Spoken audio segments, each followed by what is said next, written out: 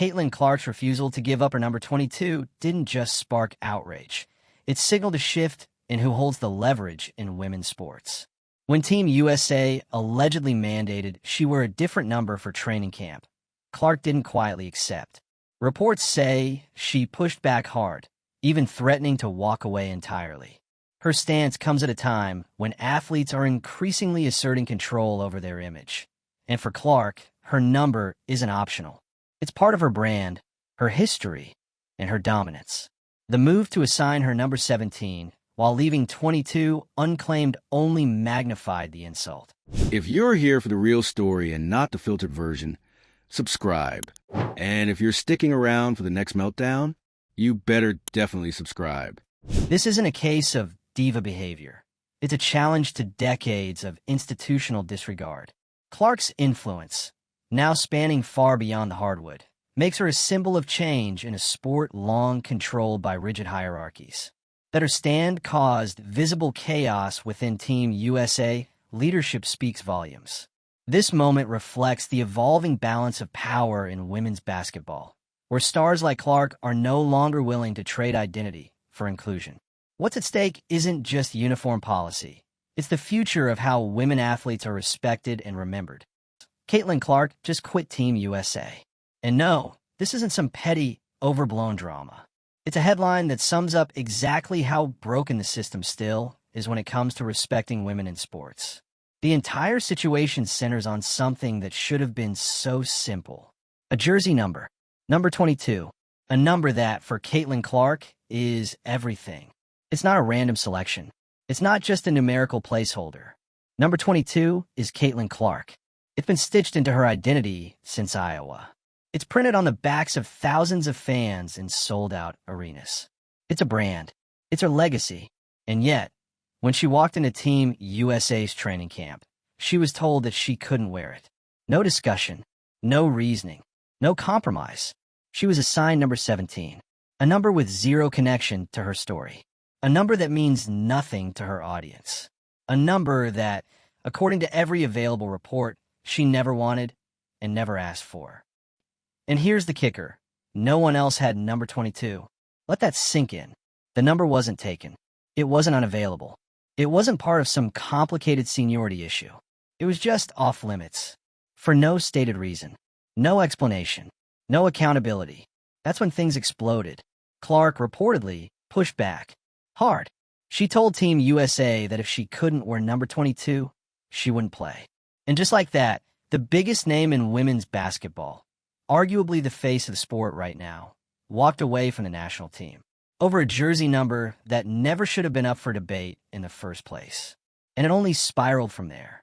Behind the scenes, Sue Bird, yes, that's Sue Bird, Team USA's managing director, was reportedly losing it, trying to manage the situation, trying to get a grip on a controversy that should have never reached this level.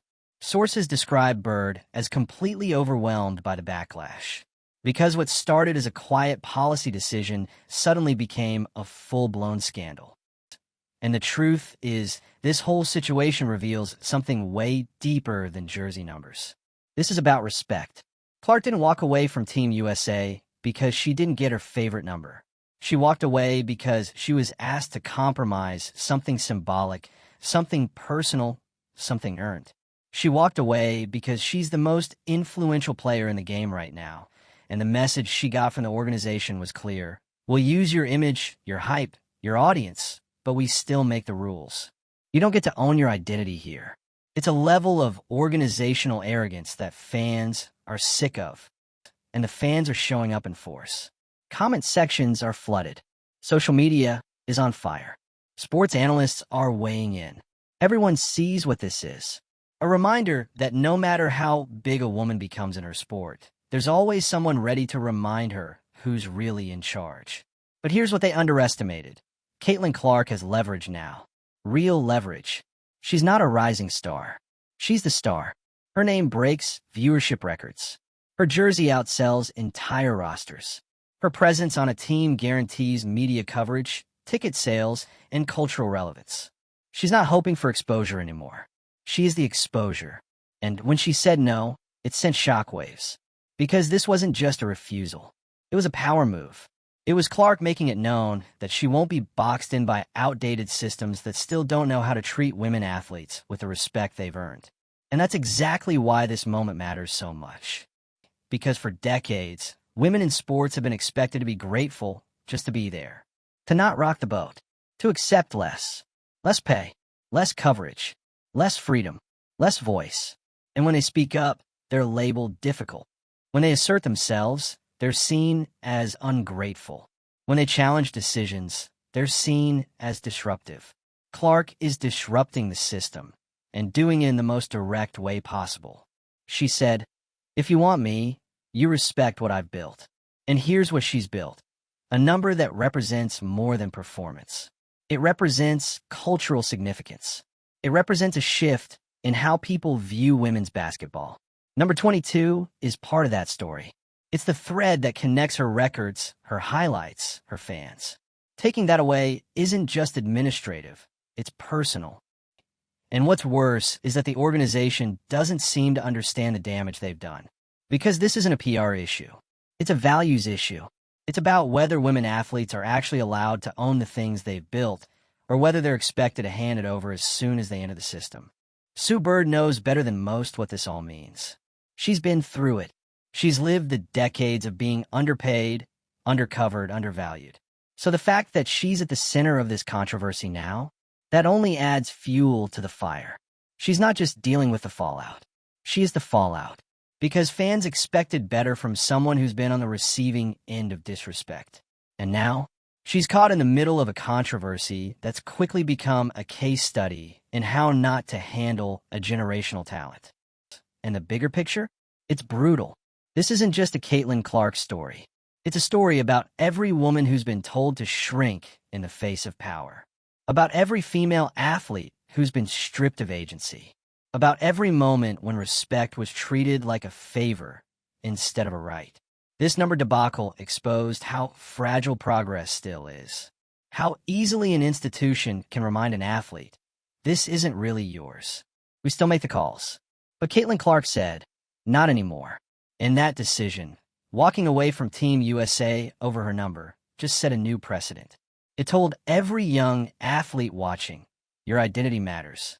You don't have to give up your legacy for an opportunity. You don't have to compromise who you are to fit into someone else's version of what you should be. This moment will be remembered. Not because Clark missed a training camp, but because she chose to stand for something bigger than basketball. Because she reminded everyone that jersey numbers aren't trivial. They're personal. They're symbolic. And when you mess with that, you're messing with more than fabric. You're messing with someone's entire narrative. So now the pressure is on Team USA. Do they backpedal? Do they change course? Do they reassign number 22 and try to clean this up? Or do they double down, reinforcing the same power dynamics that Clark just challenged? Either way, the damage is done. The trust is broken. And the fans are watching. So tell us what you think. Should Caitlin Clark have been allowed to wear number 22? Was this just a misstep, or was something deeper? Are we witnessing a turning point in how women athletes assert control over their identity? Drop your thoughts in the comments. Share this with someone who's been following every update. Like if you believe Clark made the right call. And subscribe. We're going to keep following this story, because if this is how they treat the most powerful player in the sport, the bigger question is, who's next? This isn't about being dramatic. It's about being honest. Caitlin Clark stepping away from Team USA because she wasn't allowed to wear number 22 is not just some petty superstar tantrum. It's not about ego. It's not even about preferences. It's about identity, and it's about respect. The number 22 is Caitlin Clark. It's a number she wore when she rewrote college basketball history. It's the number you see on jerseys across the country, worn by little kids who see her as the future of the game. It's a number that's become synonymous with her rise, her story, and her impact. You don't separate that kind of symbolism from an athlete without consequence. And that's exactly what Team USA tried to do. They didn't just assign her a different number. They erased a piece of what she's built. No conversation. No compromise. They gave her number 17. And the most insulting part? Number 22 wasn't even taken. It was just sitting there, unassigned. Empty. That silence around it? That wasn't a coincidence. That was a message. A message that said, "You're big, but not bigger than us." It's about power, about control, about keeping athletes, especially women, reminded of their place, even when they become cultural icons. And Caitlin Clark said no. She walked away. She said, "If you won't respect who I am, I won't play." And then everything blew up. Inside the organization, Sue Bird, who is now Team USA's managing director, was reportedly losing her grip on the situation. And how could she not? This is one of the most high-profile, avoidable crises women's basketball has faced in years, all over a decision that should have taken 5 minutes and a single jersey print. Sue's reaction tells you everything. Because let's not forget, she's not just an executive, she's a legend. She's lived through decades of being undervalued and overlooked. She's fought for recognition on the court, which is exactly why people are so disappointed to see her at the center of this mess. It's not just a fumble. It's a betrayal of the very progress people thought was finally happening in women's sports. How do you celebrate Clark's cultural impact? Use her likeness to build hype, ride the momentum of her record-breaking performances, and then deny her the one number that defines her brand. It doesn't add up, and the fans know it. They see the hypocrisy. They feel the disrespect, and they're not buying the silence from the organization. Because when every other player keeps their number, and the only one asked to give hers up is Clark, you start to see the pattern. It's not about jersey protocol. It's about control. And this is what women in sports have dealt with forever. It's not always loud. It's not always obvious. But it's there. The slow, quiet chipping. A way of identity. The expectation to be flexible. To give in. To let the organization make the rules and just be grateful for the opportunity. But Clark's not playing that game. She's not just part of the new generation. She is the new generation. The one that isn't afraid to walk away from systems that don't value them. The one that's done asking permission to be taken seriously. She knew exactly what she was doing when she said no. And that refusal? That was a statement. That said, you can't use me and disrespect me at the same time. That said, I am not interchangeable. I am not here to fall in line. I've earned the right to be seen. Because this was never about one moment. This is about a long history of female athletes being asked to sacrifice more, to accept less, and to keep smiling through it. Clark's decision exposed that. It forced the public to confront just how fragile progress still is. We've all seen the empowerment marketing campaigns, the flashy commercials, the speeches about equity and recognition. But when it came time to respect an athlete's personal legacy, really respect it, Team USA folded. They made the wrong call, and now they're scrambling. Because Clark doesn't need the team nearly as much as the team needs her. She's bringing in a new audience. She's elevating viewership. She's turning casual fans into lifelong supporters of women's basketball. And yet, they treated her like she was lucky just to be invited. That mindset? It's outdated. Athletes like Clark aren't grateful guests. They're the reason people show up. And when you don't honor that, when you downplay their influence, you lose them. Clark walking away was a warning. Not just to Team USA, but to every sports organization still operating like it's 1995. The era of silent compliance is over. The era of branding, autonomy, and athlete-led narratives is here.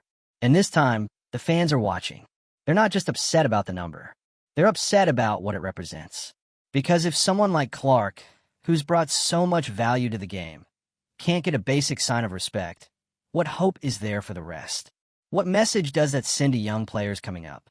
To future stars looking at this sport as a place to build their own identities? It tells them, even when you win, even when you break records, even when you carry the sport, you still have to fight to be treated like you matter. But now, they've got a role model who is fighting. Clark didn't throw a fit. She didn't go on a rant. She made her point, and she walked away. That's power. That's knowing your worth, and not settling for less. And it's already creating ripple effects. Other players are watching. Executives are watching. The media is watching. And everyone's wondering, what happens now? Does Team USA fix it? Do they offer her number back? Do they publicly acknowledge the mistake? Or do they dig in deeper, letting the situation escalate while fans turn away in disgust? No matter what they do next, the damage is done. Clark has already shown what happens when an athlete refuses to shrink. And that might be the most important part of this entire saga. Because for once, a female athlete said no to an institution trying to reshape her, and she didn't back down. That moment, that line in the sand, might be what finally forces change. Because it's not just a number. It's the difference between being owned and being seen. So, let's keep this conversation going. Caitlin Clark didn't fold. She didn't cave. She didn't play along to keep the peace. She stood her ground, and in doing so, exposed something far more uncomfortable than a simple uniform dispute. She showed us exactly how little has changed.